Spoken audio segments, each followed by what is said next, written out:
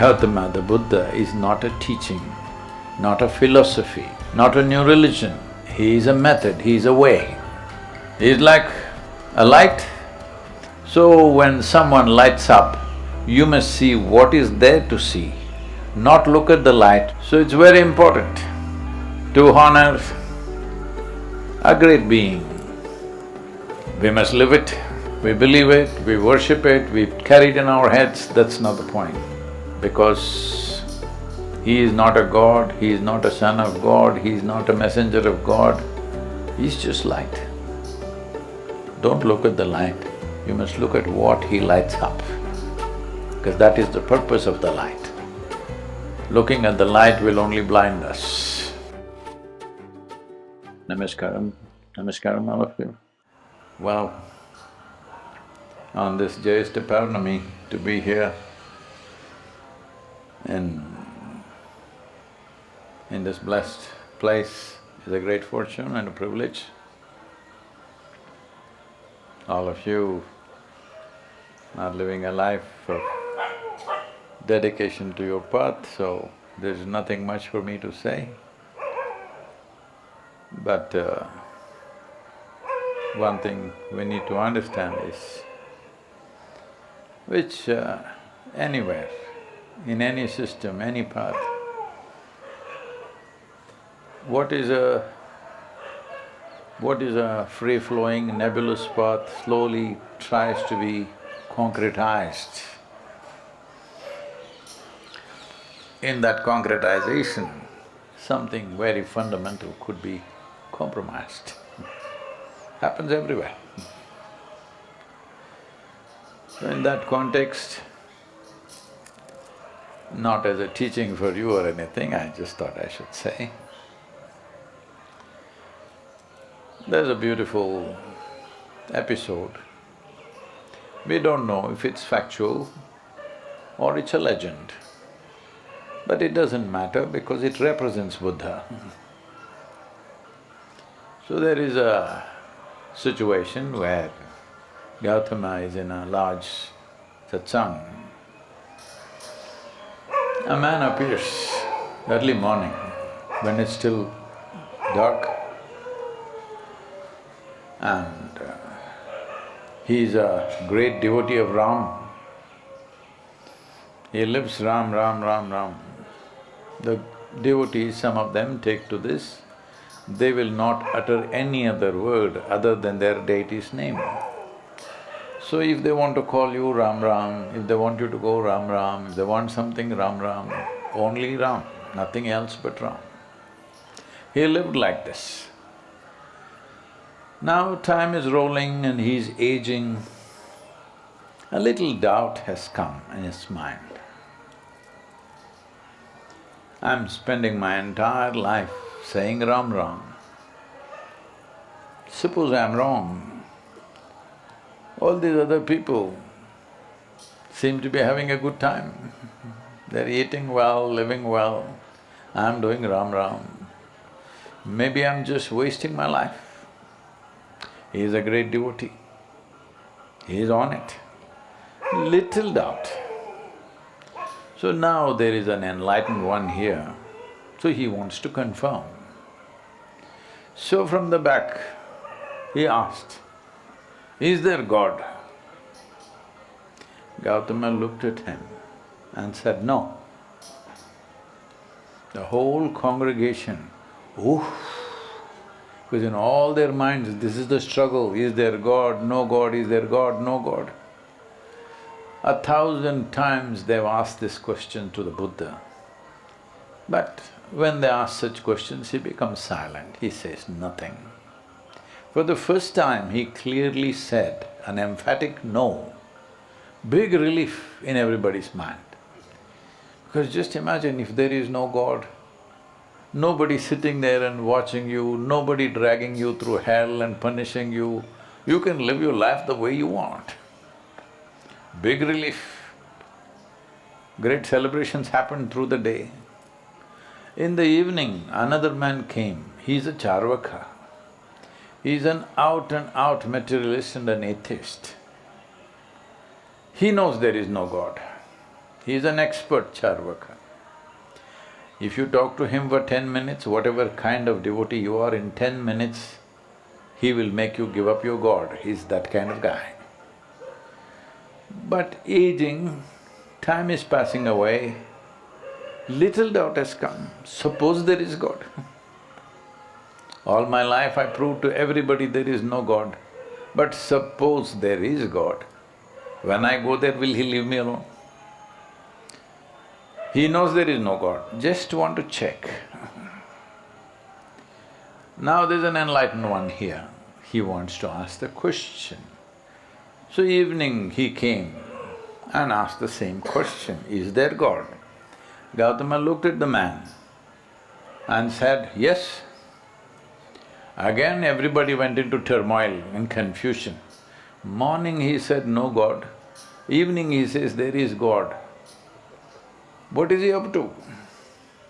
So we need to understand, Gautama the Buddha is not a teaching, not a philosophy, not an ideology, not a new religion. He is a method, he is a way. A way is not a definition. A way is a method, something we are supposed to do, not something we are supposed to believe, not something that we worship, something that we do, something that we become. It's like a light. If it's dark and I turn on the light, you don't go and hug the light, nor do you have to even look at the light. If the light comes on, you look at things that are lit, not the light itself. So when someone lights up, you must see what is there to see, not look at the light, because looking at the light will only blind you. So it's very important to honor a great being. We must live it. We believe it, we worship it, we carry it in our heads, that's not the point. We must live it. Only then he is truly honored, because that was his only intent, that people should live it. So it's wonderful that so many of you and young boys taking up to this path, but we should not get carried away, because he is not a God, he is not a son of God, he is not a messenger of God, he is just light. Don't look at the light, you must look at what he lights up, because that is the purpose of the light. Looking at the light will only blind us. So being here on this day, well, I was here almost 23 years ago. Nobody noticed me, I could spend time here quietly. But today if you have any questions, please. Thank you, Guruji, coming here as well as sharing your this nice short story regarding with the Buddha's, at Buddha's time, those 18 questions that his followers or someone asked, but Buddha didn't answer directly. He stayed in silence. So may I ask you, over the many decades following your path, gradually concretizing your path, what is your doubt? I don't live in doubt. I am very clear. What we know, what we do not know, we do not know. Very clear. Because I don't go by any belief system or philosophy or ideology. What I see, I see. What I don't see, I don't see. As simple as that. And if you're honest enough with life, most of it we don't know. We figured out a little bit. That little itself is a great blessing. Most of this cosmos, what it is, we do not know. But we know by inference It's like today modern physics is telling you the basic construction of an atom and the cosmos is about the same. It is just the sophistication and the complexity is multiplying, but essentially it's the same. So if you know an atom, by inference you know the cosmos. You have not seen it, but by inference you know the cosmos. We are born out of one cell. One cell became like this. The simple mathematic of this is 1 became 2, 2 became 4, 4 became 8, 8 became 16, 32, 64. This is how we became. Can you believe this was one cell some time ago? Hello? Isn't that the way it's happened? So if you know that one cell, in some way you know the entire life, but by inference, not by actually walking through it. Nobody knows it that way, because no one in this world, either people who claim to be men of science, they do not know where the cosmos begins, where it ends. People who claim to be men of God, they also do not know where it begins, where it ends. We're in such a blessed creation that even if you travel at the speed of light for 1,000,000 years, still you won't reach the ends. Isn't it a fantastic thing? If you hit the end, what would you do? You would bounce back So we are in such a blessed creation that even if you travel for millions of years, you will not touch the end. That is the beauty of this creation. If you don't have humility to enjoy your ignorance, then you have a serious problem. I do not know is a very powerful possibility. Only when you see I do not know, the possibility of longing to know, seeking to know, and the possibility of knowing arises. Everything I do not know, I believe. No, it is an imaginary bridge. You don't cross anything by that. I believe something, it's only in my mind, isn't it? Hello? What I believe is only in my mind, it's not a reality. Maybe it'll give me psychological strength, or it'll give me confidence without clarity. Confidence without clarity is a disaster. Gautama is against all confidence without clarity. He is for clarity. If you don't see, you don't see. Don't imagine that you're seeing something. If it goes beyond a point, it's called a psychological ailment. It's like this. If you pray to God, you are different. If you pray to God, you are talking to God. It's all right, you can talk as much as you want. Instead of talking to some local gossip, you're talking to God, it's okay. But in case He speaks to you, that means you're schizophrenic. Understand? If you speak, it's prayer, it's okay, it has many benefits, because without getting entangled, you're working out your karma in a way. If you talk to somebody, you'll get entangled. You're talking to God, perfectly fine. But in case He speaks, just know you have become a schizophrenic. This is very important to understand, that see, our knowledge, even if you read the libraries of the world, it's just a minuscule in this limitless cosmos. But our ignorance is boundless. So in yoga, we always identify with our ignorance. Because our knowledge is so small, if you identify with that, you will become so small.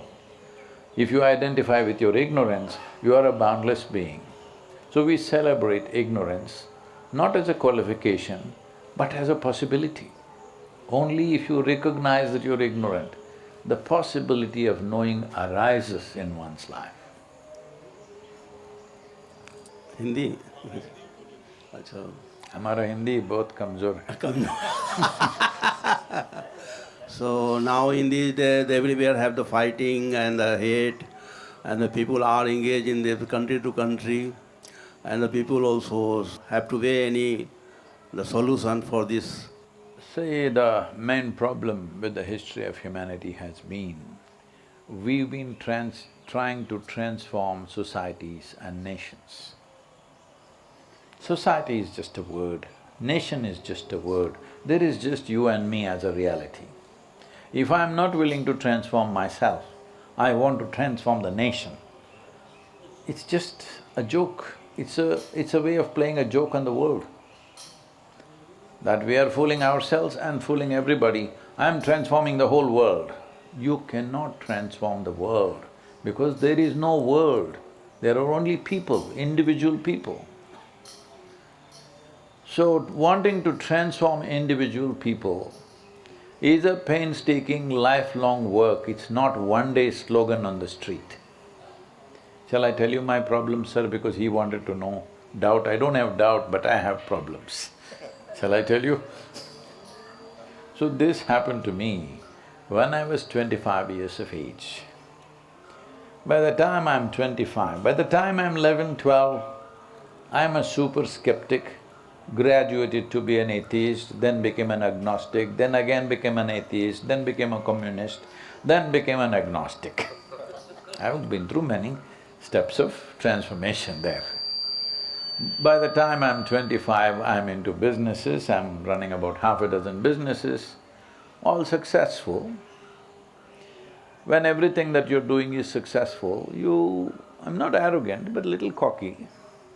Everybody's clapping their hands, everybody says, wow, you're doing great, I'm only 25. So you're little beginning to feel like the planets are going around you, not the sun, you know. Success makes you feel like that, hello?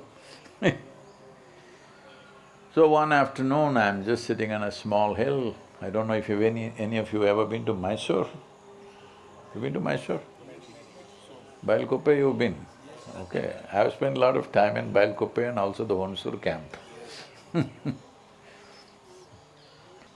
Some of the monks that I knew, I think they're no more in Hunsur camp, we worked closely with them for some time. I used to camp there because I used to forage into Nagarhole reserve forest, and I was part of the earliest Project Tiger with Dr. Karant. So we used to camp in the Bailkope, the Hunsur camp, which was just coming up at that time in 70s. So, I went up this hill and just sat there. Suddenly I did not know which is me and which is not me. What was me was just all over the place. I always thought, this is me, that's you. I have no problem with you, but this is me, that is you. I feed this one, not that, all right?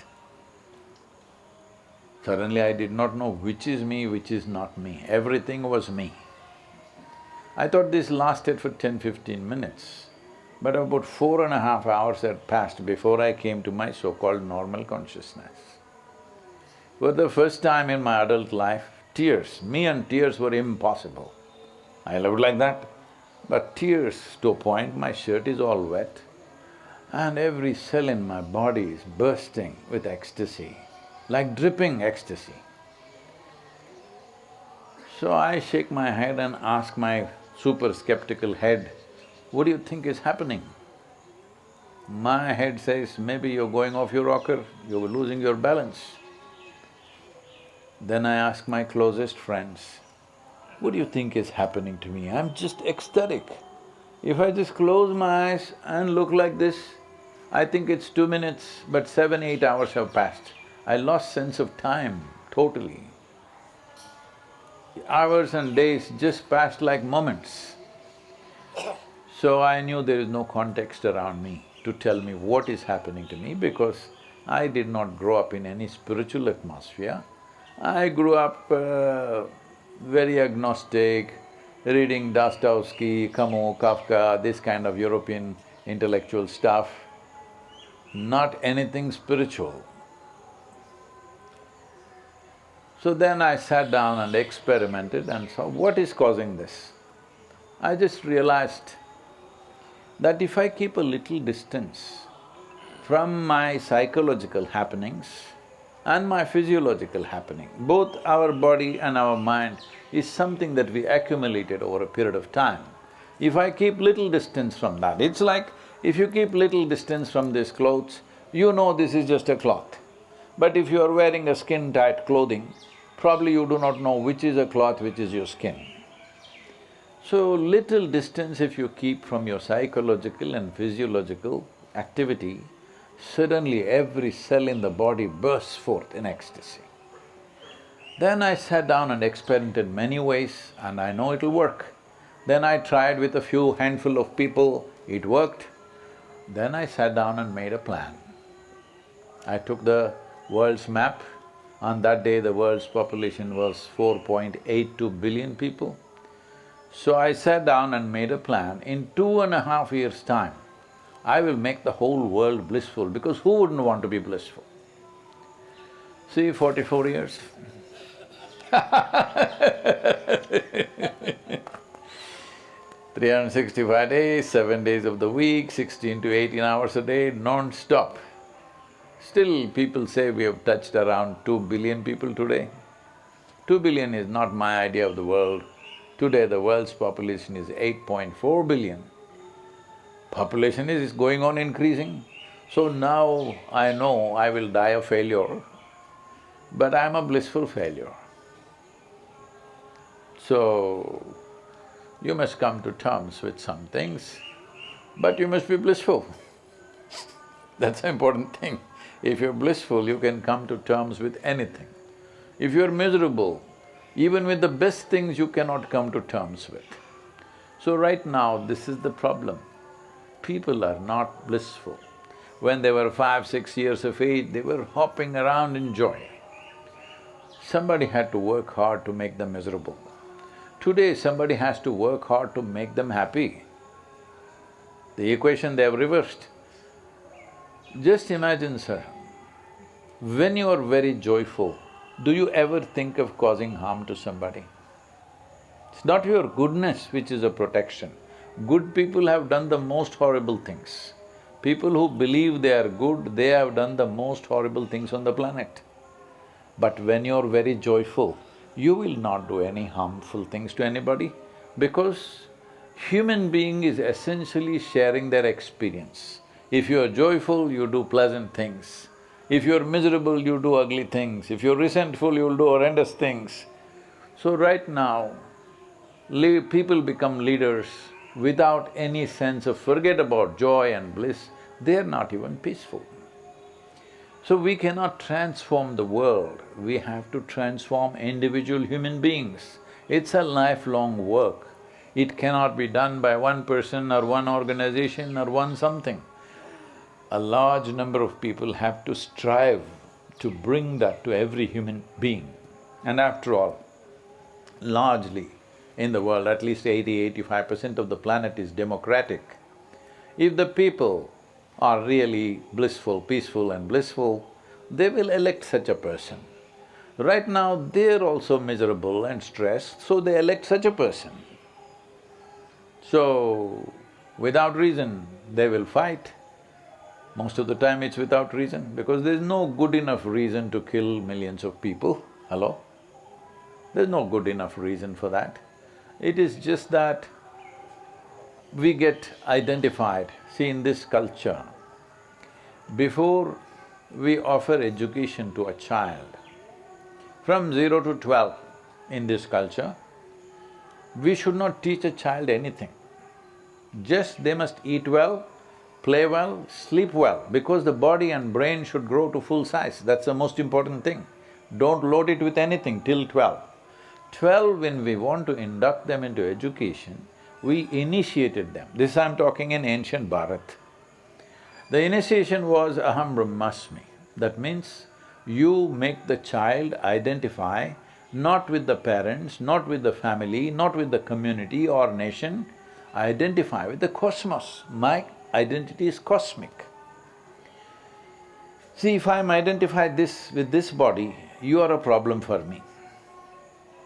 If I identified with this community, those who are outside are a problem for me.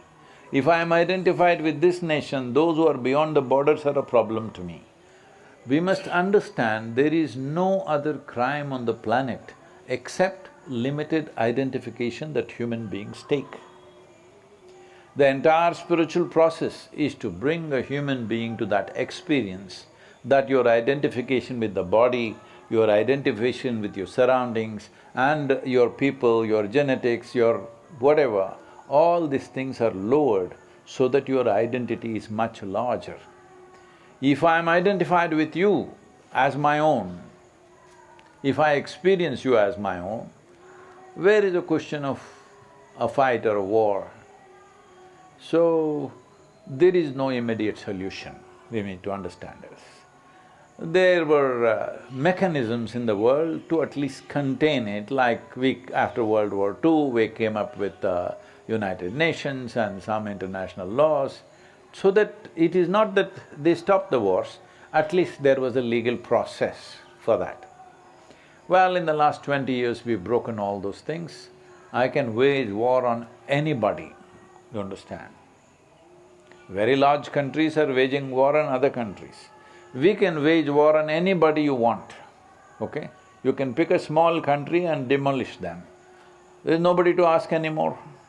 It's only might is right. If I have the muscle, I can beat you up. So we are building a lawless world. This law is not for genuine peace, at least it kind of contains violence. But even that we have broken. People have withdrawn from nuclear treaties in the last 10 years, you know. There were international nuclear treaties that we won't use nuclear weapons, everybody has withdrawn from that. Everybody is ready and ready to fire. How much nuclear weapons do we have? America has some 5,600, 700, Russia has some 6,400 or whatever, Chinese have some 3,000 plus, India has some 300 or so. Like this, if you add up everything, we can not only destroy this planet, we can destroy the moon and the Mars and whatever other planets we are planning to go, all of it we can destroy, we have that much firepower.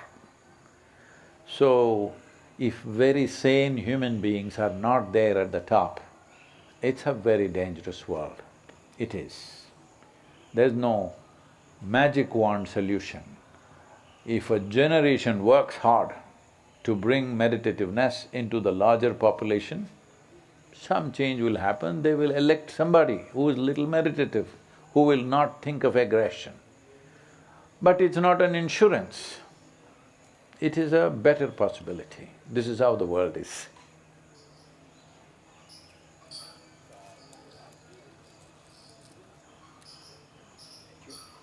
Don't ask me difficult questions. Don't worry, Guruji. Namaste. Welcome to Under the Bodhi Tree. We are very fortunate today have chance to meet you and receive blessing from you, and also chance to ask. But I have no special questions. I'm a little bit nervous. So, therefore, first I'm not as dangerous as I look. we say, commit no evils, engage as much in virtuous deeds, subdue one's own mind thoroughly. That is only the way benefit for all sentient beings. So my questions, would you like or would you agreement this? I can say something please from you. So whether you want the well-being of all beings or not is not a question. It's a natural longing in a human being when he is not identified with something small. You're identified with this property, just this property. Now somebody encroaches into this. Well, you will protest, you will complain, then you will fight. So I'm saying, the fundamentals of conflict in the world is not necessarily human intent, it's the human identity which causes conflict. And I must if I have to narrate something to you, intent is there. 10 commandments are there, they're saying thou shalt not kill, thou shalt not do this. Well, these same people have been killing a lot, hello. In the last 2 millennia, a lot of killing has happened, isn't it? I was to speak in Tel Aviv. I'm flying out of Atlanta in United States. Well, due to some technical problems on the plane, it got delayed. I'm supposed to land at 11:30 in the morning and speak at 6:30 in the evening, but instead I landed at 6 in the evening. I'm flying an American airline. There is nothing edible on that plane, you know. So I'm super hungry when I get down, famished. But 6:30 I have to speak, 6 o'clock I land. I have a reputation, in these 44 years I have not been late to a single event. So I quickly change in the airport and rush, no time to even have a bite of anything. And when I go to the venue, this never happens to me. On that day, I'm speaking in a fine restaurant in Tel Aviv. I thought, wow, when you're so hungry, they set it up in a fine restaurant where they smell of food and I have to speak only that, after that they'll serve me, all right.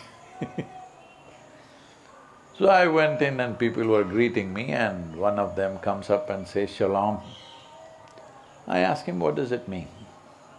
He says, "This is the highest way of greeting." I say, "See, that's your opinion. What does it mean actually?"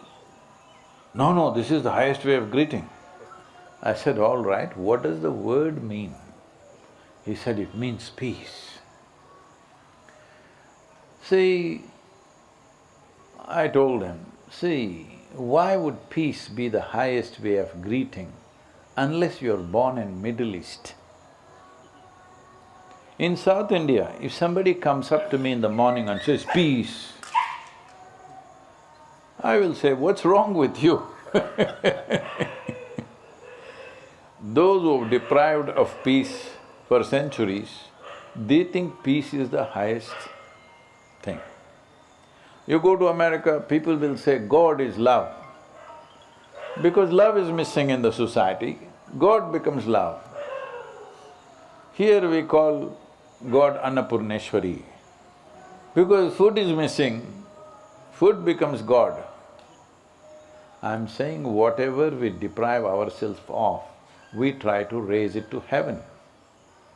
Don't do that, because to be peaceful, to be loving, to be blissful, to be ecstatic, these are all human qualities. Hello?